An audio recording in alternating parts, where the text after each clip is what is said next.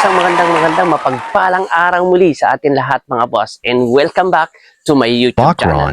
So what's up sa atin lahat mga boss, at isang magandang araw na naman ang bumungad sa ating araw na to mga boss.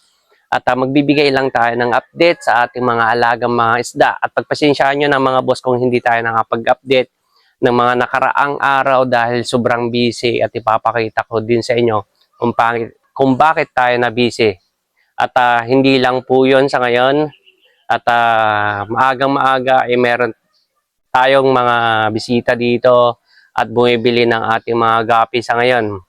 So ipapakita ko sa inyo kung sino sila, at susubukan natin kung gusto nilang maisama sa vlog natin. So ayan mga boss, isahan na natin to, at maya-maya magbibigay lang tayo ng update dito sa ating mga alagang mga isda, dahil nung mga nakaraang araw inapansin ko marami tayong mga isda na kusang namamatay dahil sa sobrang init ng panahon, at hindi yata nila kinakaya yung sobrang init ng panahon, dahil nga tutok na tutok sila sa sikat ng araw, lalo na pagtanghali dito sa ating farm. So ayan mga boss, lapitan lang natin tong dalawang mga bata na to, at tanungin lang natin yung mga pangalan nila, or sila na ang mismong magpapakilala kung sino sila. Bali itong mga to is kilala ko ng mga to kasi madalas naman sila dito sa ating farm, at lagi naman silang buwibisita dito para tumingin ng mga alaga nilang mga isda. So ayan, sana natin mga boss. So ayan na nga mga boss, lalapitan na natin to mga dalawang bata. So magpapakilala kayo, pwede ba kayong ma-vlog? Ayos lang? Walang problema sa inyo? Opo. Ayan. So tanungin natin pangalan nito. Anong pangalan mo? Mundarin po. Mundarin. Mundarin na apelyido? Mendoza at Mendoza ka rin? Mendoza. Tapos ito si Justin Dave Gutierrez po. si Mendoza Justin Gutierrez. Dave Gutierrez. Si Justin Dave, siya yung pinakaunang-unang na-vlog ko dati dito sa ating farm nung bumili sila ng isda. Tingin ko parang sila ata yung mga unang nag-subscribe sa akin dito sa area ng Labuan. So nung bago-bago pa lang ako dito is yun nga, na-vlog ko na sila nung pinakaunang-una pa. Then binabalik-balikan na lang nila tayo dito para tumingin ng mga alaga nilang mga isda. So ayan nga, bumili sila. Bali may napili na nga ito si Monmon. Yung nga yung nabili ni Monmon. Bali ang binili ni Monmon is bumili siya ng buntes. Bali itong binili niya is mga chops. Pero kung titignan nyo, ayan, lapit. Kuha lang tayo ng pwesto na nga natin ng mas maganda. So ayan, kung makikita nyo yung kinuha niya is para siyang butterfly tail. Kung titignan, napakaganda naman. Tapos pumili siya ng babae, female na buntis. So kung makikita nyo yan, buntis na, anytime magdadrop na yan. So bininta lang natin ng mura sa kanila kasi unang-una is mga bata lang naman to. Pangalawa is mga chops naman to mga to. Pero pit grade naman yung mga to kasi. Kung mga pang-alaga talaga, yan. Saka mga bata pa lang to, kung baka natututo na sila kung paano maging responsable sa kanilang mga inaalagaan. So ayan nga. Ayan, balik tayo kay Dave at kay Monmon. So ayan. Bali ang binili niya dito is pagkain ng kanyang alagang isda, and then si Justin Davis naghahanap pa siya kung ano yung bibilhin niya. Bali nag-iisip siya kung ano yung gusto niyang bilhin. Parang gusto niyang bumili ng RDSS, na gusto niyang bumili ng red sword tail natin. So ayan, so inahayaan lang natin sila na sila yung mismong pumipili at kumukuha ng kanilang mga isda, as long na hindi naman sila nakakasira ng mga isda natin or yung mga halaman ng ating mga ref tub or container dyan. Okay na sa atin yon mga boss. So ayan na nga mga boss, at ito na yung kanilang mga binili. May mga nagsidatingan na naman. Ayan, bali Binigyan na lang natin sila ng ano, lagayan, tapos halaman na putos. So dito na lang natin nilagay yung ano nila. Ayan. O baka itong ganitong klase ng setup is pang ano, parang table aquarium or mini table aquarium jar. Ay, yun na lang tawag natin sa kanya. So, ito din kay Justin Dave, ganito yung gusto niya daw. So nagbigay din tayo ng maliit na ano, halaman. Yan. Ganyan itsura niyan. Pero mas maganda sana kung mas malaki sana yung lagayan niya. Pero diskarte na nila yan kung paano nila. Pero sana maparami nila kasi ito. Katulad nito, buntis na buntis naman na. So yung isda niya is ano, ayan, kumuha siya ng red guppy natin. Kung nakikita nyo, tingin nga, napakaganda ng buntot. Ayan. Astig na astig yung buntot niya. Grabe. Red rostel, astig. Tapos yung ano, female niya, ayan, buntis na rin. Sana makapagparami sila. Kaya shout out sa inyo, Justin Dave at Monmon. Sa ulitin, alagaan yung maigi yung mga alaga yung mga isda. Good luck.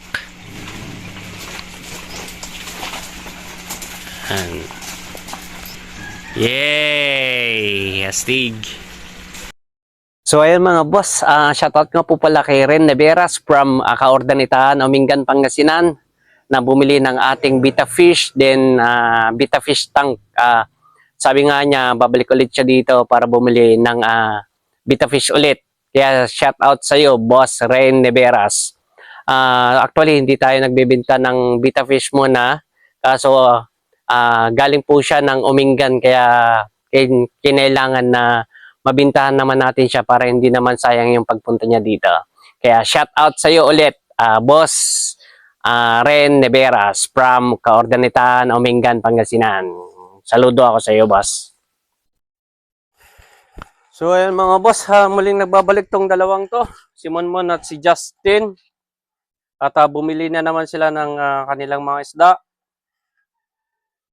Bali si Monmon nga pala is nag-subscribe sa ating YouTube channel at nagpapa-shoutout, kaya shoutout sa iyo on the spot. Shoutout sa kanya. Then bumalik sila dito, then bumili sila ng mini Beta Fish tank nila. So ayan mga boss, kung sino man ang nakakapanood ng ating vlog sa ngayon, please lang paki-share naman sa inyong Facebook account ang inyong vlog natin, ang ating video. At sa mga nakakapanood, meron po tayong binibenta dito na mini Beta Fish tank. Then meron din tayong small, medium, large. At meron din tayong 5 gallons at 10 gallons, 15 gallons na mga aquarium mga boss. So itong araw na to, ito yung pinagbintahan natin. Dito natin nilalagay. Then the whole day is itinatabi natin para sa mga pang-emergency or sa mga pangangailangan ng ating maliit na negosyo ay dito natin kinukuha. So hindi tayo gumagamit ng mga pang-personal natin na gastusin dito sa kinikita ng ating mini backyard fish farm natin or dito sa ating fish farm.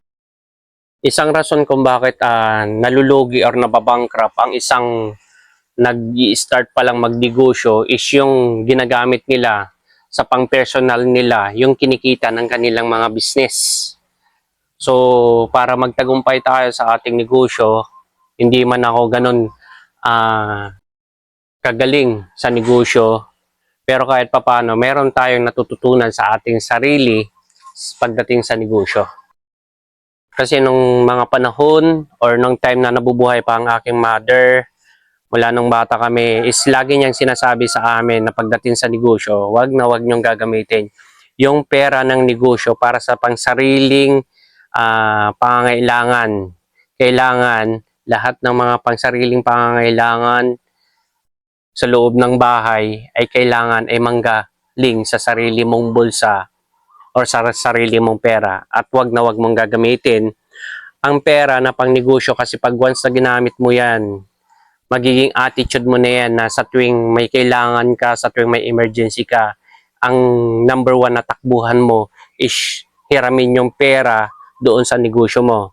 So, pag once na naging attitude mo na yan, ang mangyayari po dyan, hindi mo na maibabalik yan hanggang sa mabankrupt ka, malugi ka sa iyong mga negosyo. Sa totoo lang, maliit pa lang naman na yung kinikita natin sa ating fish farm, sa pag-aalaga ng ating mga isda na ornamental fish farm. Maliit pa lang itong mga kinikita natin, pero pakunti-kunti, siyempre, pag iniipon mo yan at ginagamit mo din para mapalaki, ginagamit mo yung pera para mapalaki yung negosyo mo, ang mangyayari din dyan kahit papano, yung pabarya-barya, pa piso-piso, ano bang lalabasan nun or ano bang kabuuan nun, magiging 100 na rin yan, 200, hanggang palaki ng palaki. Ang importante dyan is wag na wag kang bibitaw sa kung ano yung naumpisahan mo. At mag-stick ka muna doon sa goal mo sa buhay, at kung ano yung tinayo mo na negosyo, dapat mag-stick ka muna doon. Wag yung nagnegosyo ka ng ganito, magninegosyo ka na naman ng panibago, magdinegosyo ka na naman ng panibago.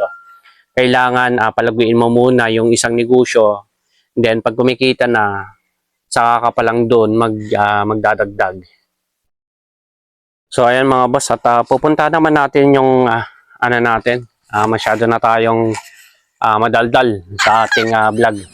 So ayan, ito nga pala yung pinagkakaabalahan ko ngayon, isa ang gumawa ng dito, kulungan ng manok. Kasi sayang naman kasi itong area natin kung hindi natin magamit itong area. So ayan, naglagay tayo dito ng fish net. Bali itong net na to, ito is fish net naman talaga to eh. Ginagamit to sa mga fish pan, yung mga malalaking fish pan. So naglagay tayo dyan para gawin natin kulungan ng mga manok. Nang sa ganun is magamit naman natin tong area na to. So kasi itong area na to is, kung titignan nyo, malawak pa to. Sayang naman. Then ito pa yung balita, yung sinasabi ko nga pala na pinagkaabalahan ko. Naglagay tayo dyan ng bali ang ginawa natin is yero. Binakuran muna natin ng yero to. Nang sa ganun, pag nag-alaga tayo ng mga manok, hindi naman lumilipad or hindi nakakatakas. Bali ang gagawin natin dito, siguro pang samantala is mag-aalaga muna tayo ng yung mga mabibigat, yung mga kabir, mga Australian lorp na mga manok, or yung mga Brahma. Kasi yung mga yon hindi nakakalipad ng matataas kasi gawa nga ng mabigat yung kanilang katawan. Then nagtanim tayo dito ng avocado. Ayan. Tapos ayan, meron din tayong mga tanim dito na okra.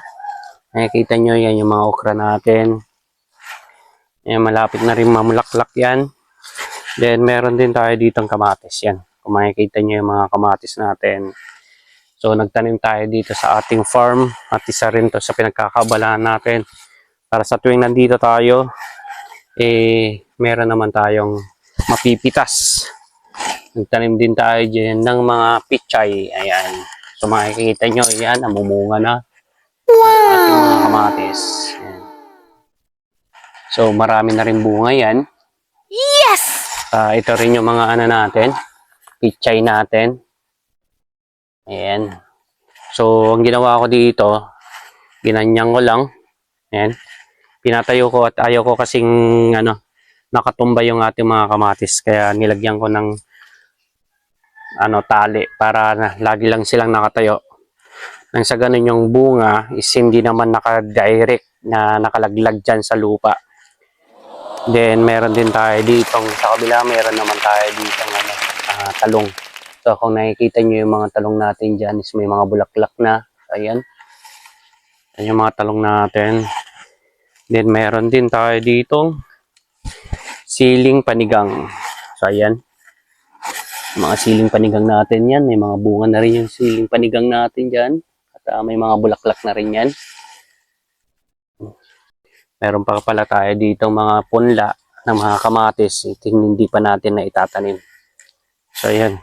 At nagtanim na rin tayo dito or naggana na rin tayo. Anong tawag nito? Naghahalaman na rin tayo.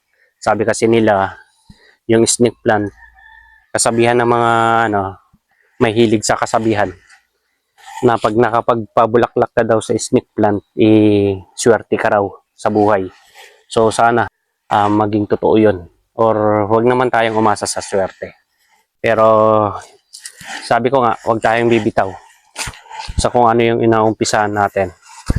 Maliit man yung kinikita natin, pero pag once sa pinagsama-sama natin yan, as long na wag natin gagastusin sa mga personalidad natin na pangangailangan sa buhay, may ipon at lalaki pa rin yan. So kahapon nga pala is napansin ko kasi na sobrang init na rin kasi yung panahon, kaya napansin ko is maraming mga namamatay na alaga nating mga isda. So nag-decide na ako na yung iba nating mga isda is ibenta na natin kaysa naman sa mamatay. So lalong-lalo na yung mga chops natin.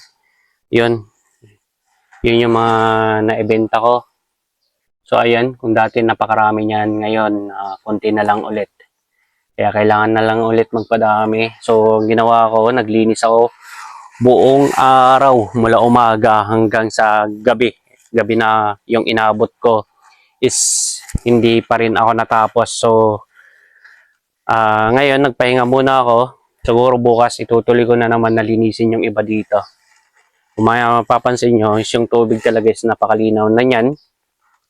Katulad din dito, yan. Makikita at kitang-kita na yung mga ano dyan. Yan. Yung mga fry ng ating mga alagang isda. Yan yung mga swordtail natin. Red swordtail natin. Marami pa yan. So meron din tayo dito. Ito malalaki na yung ano natin. Yellow tiger mosaic. Kuha lang tayo dito. Then ilagay natin sa betta fish tank natin para makita nyo kung gaano kaganda yung tinatawag na yellow tiger mosaic. So ayan na nga mga boss, nakakuha na tayo ng yellow tiger mosaic natin at ito yung itsura ng ating tiger mosaic. Ayan, napakaganda. Bali lahat ng to is male at yung female hindi naman natin nakinuha. So ayan ang itsura ng mga tiger mosaic natin. Wag na muna tayong magbibigay ng maraming update sa ating alagang mga isda kasi medyo marami pa tayong gagawin. So, ito nga pala yung mga planted plants natin. Ayan. Kung makikita nyo is napaka-buhay na yung ating ref tub na punong-puno ng halaman para sa mga ornamental plants natin. Yan, mga submersible plants. Bali, dati sa mga vlog ko sinabi ko nalalagyan ko to ng mga isda. Nagbago yung isip ko. So, mga halaman na lang yung ilalagay ko. Tapos isang rason kung bakit nabisi din tayo or hindi tayo nakapag-vlog kasi naghanap tayo ng makukuhanan ng ref tub kasi kailangan natin ng panibagong ref tub. Kulang sa totoo lang, kulang pa to. Bali kailangan ko pag maghanap. Bali ito lang yung nakita ko na binili ko. So nauubos yung oras natin para maghanap ng maganda-ganda or maayos-ayos na ref tub. So isa na to nakita natin. At so bali hanggang dito na lang muna yung update natin dito sa ating backyard ornamental fish farm mga boss. So ayan mga boss, hanggang dito na lang muli ang ating vlog sa ngayon at sana sa lahat ng mga subscribers natin dyan at lahat ng mga manonood natin dyan, sana wag po kayong magsawa na panoorin at abangan ang aking vlog. At sa lahat ng mga subscribers natin dyan, pakiusap po or please pakishare po ang ating YouTube channel sa iba nang sa ganun po is may matutunan din naman yung iba na nag-fish keeping din or nag-aalaga ng mga isda. Nang sa ganun po, kahit paano is hindi sila mawalan ng pag-asa na mag-start ng kanilang maliit na business kahit sa loob lang ng kanilang bakuran mga boss. At wag na wag po tayong bibitaw sa kung ano yung nagpapasaya sa atin.